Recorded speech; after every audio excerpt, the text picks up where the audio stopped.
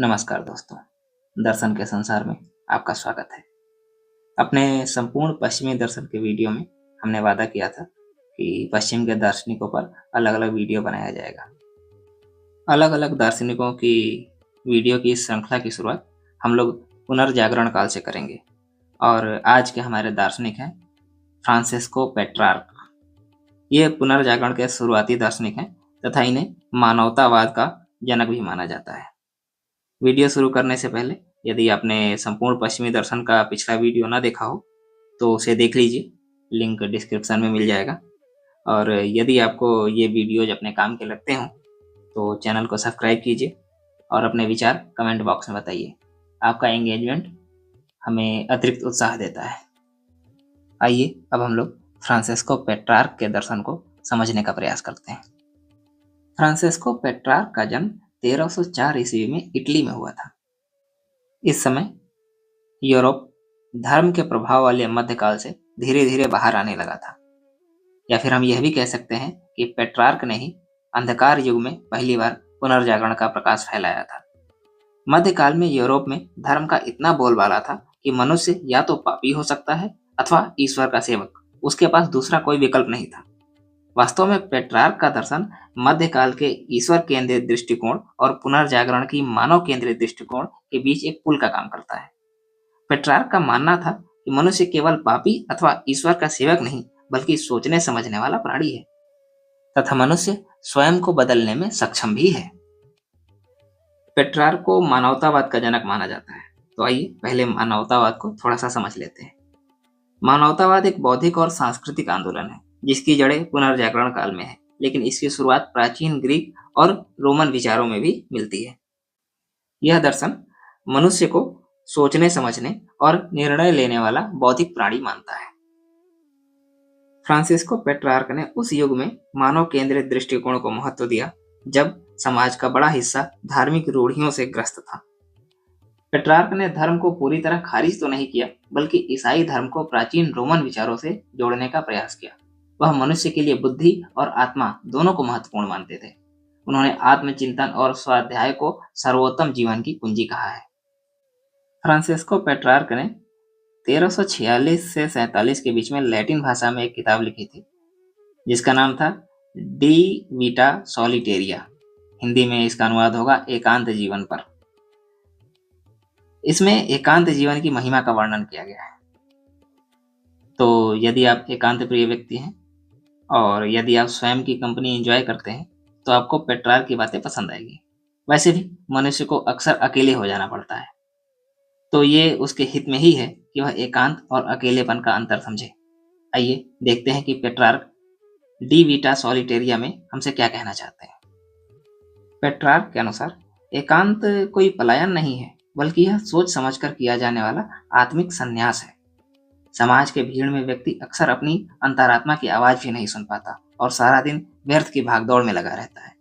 Petrarch कहते हैं कि मनुष्य बाहर की भीड़ भाड़ से जितना दूर होता है उतना ही स्वयं के करीब होता है।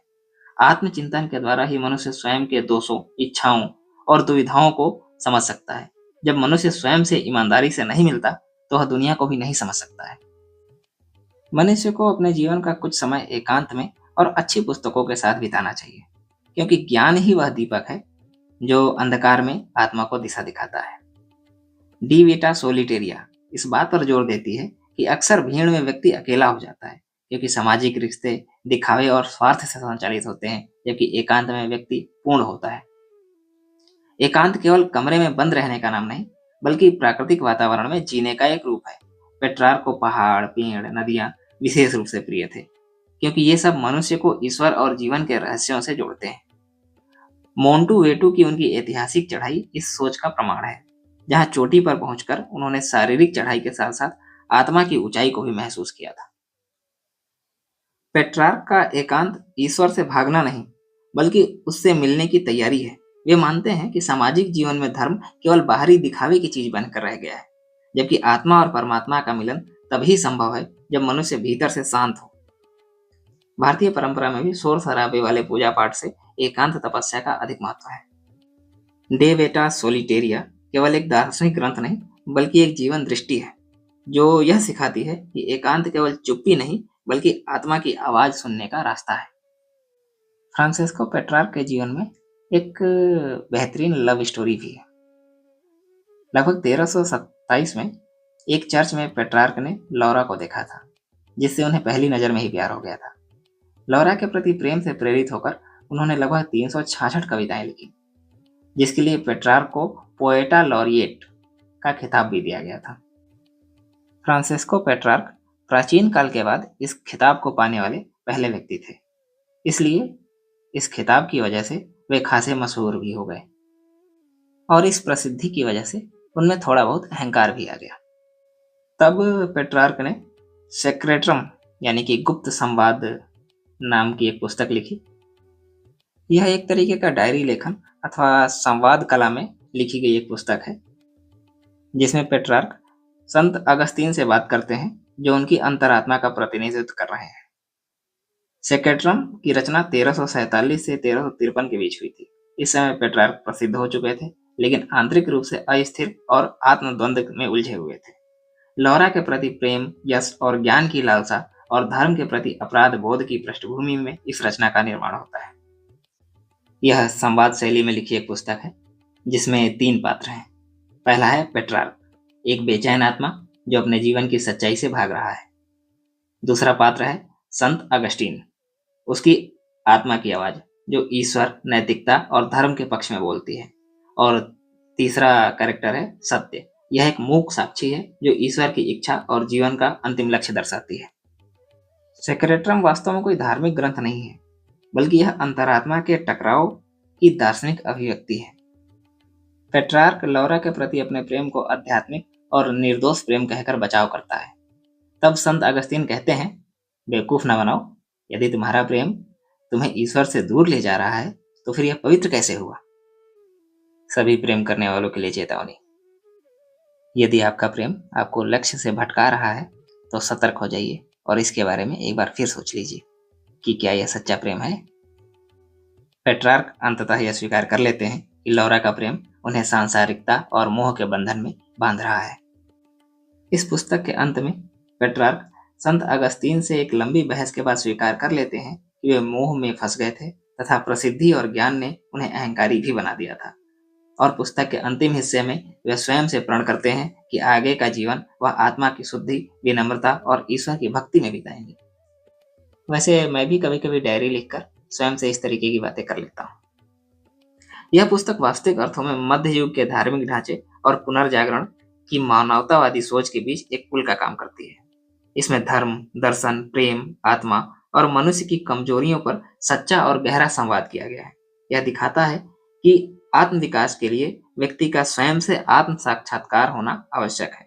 यह हमें बताता है कि हमें अपने दोषों को छिपाना नहीं है, बल्कि उनसे सीख कर जीवन में आगे बढ़ना है।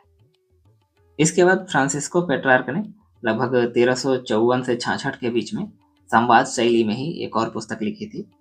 इसका नाम था डी रेमेडिस उत्रियुस के फॉर्चूने।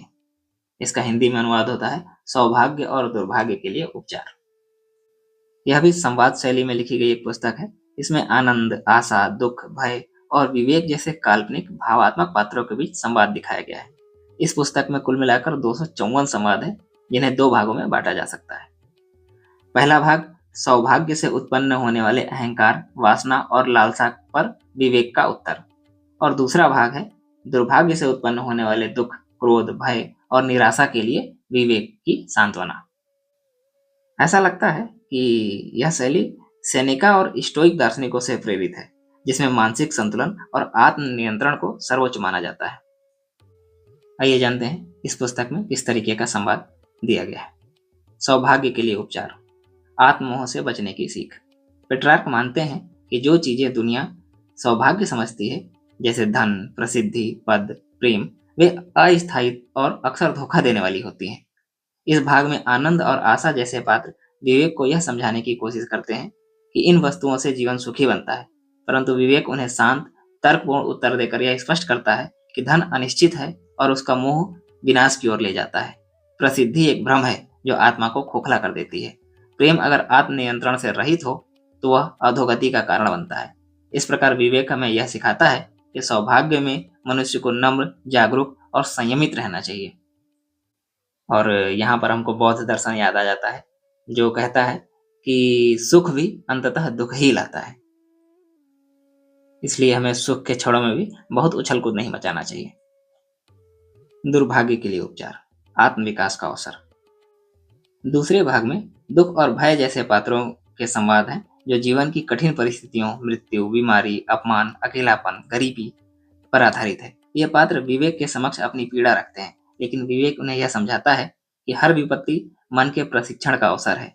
दुख आत्मा को कठोर नहीं, मजबूत और सहिष्णु बनाता है। भय को नियंत्रित किया जा सकता है यदि मनुष्य मृत्यु और परिवर्तन को स्वीकार कर ले। यहाँ पेट्रार्क एक प्रकार की मानवतावादी स्टोइक दर्शन को प्रस्तुत करते हैं, जिसमें विपत्ति को दुर्भाग्य नहीं बल्कि आत्म सुधार का साधन माना जाता है। डी रेमेडिस केवल एक दार्शनिक ग्रंथ नहीं बल्कि एक प्रकार का नैतिक और आत्मिक उपचार मैनुअल है। पेट्रार्क बार बार यह संदेश देते हैं कि ईश्वर में आस्था जीवन के उतार चढ़ाव को समझने की कुंजी है। धर्म का अर्थ केवल आडंबर नहीं बल्कि आत्मिक संतुलन और विवेकपूर्ण जीवन है। मनुष्य का सबसे बड़ा शत्रु उसकी अपनी अज्ञानता और अतृप्त इच्छाएं ही हैं। यहाँ पर मुझको भगवत गीता याद आ जाती है, जो ये कहती है कि मनुष्य अपना सबसे बड़ा शत्रु स्वयं ही है और वह स्वयं ही अपना सबसे बड़ा मित्र भी है। जब मैं दुनिया के अलग अलग दर्शन पढ़ता हूँ तो अक्सर मुझे लगता है कि ये सारी छोटी छोटी नदियां कहीं ना कहीं जाकर किसी एक ही सागर में मिलेंगी।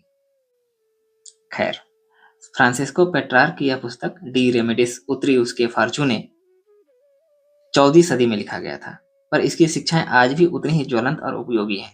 आज जब मनुष्य तेज रफ्तार, अस्थिरता और मानसिक तनाव से जूझ रहा है, पेट्रार्क की यह कृति उसे आत्मनियंत्रण, तटस्थता और सच्चे सुख के मार्ग पर ले जाने वाली प्रकाश पुस्तक बन सकती है।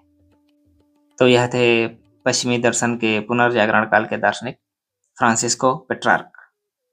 आपको हमारा ये प्रयास कैसा लगता है कमेंट बॉक्स में बताएं और चैनल को लाइक, शेयर और सब्सक्राइब करें। हम मिलते हैं दर्शन के संसार के किसी दूसरे दार्शनिक के साथ।